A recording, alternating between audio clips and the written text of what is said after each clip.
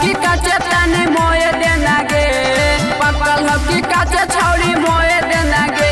दोनों अमरुद छौड़ी ताने टोए देना गे, दोनों अमरुद छौड़ी ताने टोए देना गे।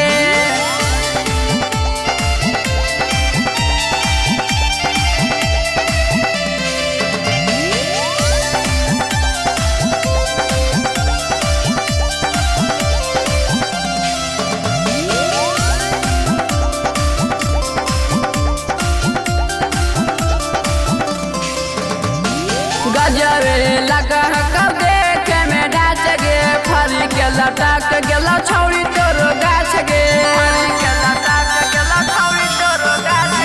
गजरे लगा कब देखे में ढाच गे, फरी के लटक गेला छौड़ी तोरो गाछ गे।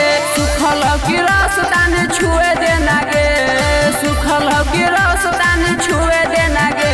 दोनों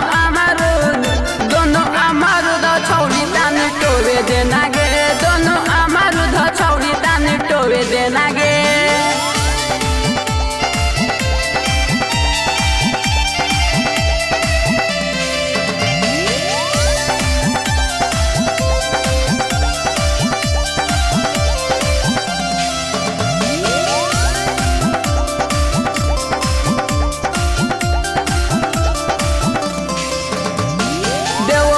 फल छौड़ी लगा को बेस्ट गे, ऋतिक राज यादव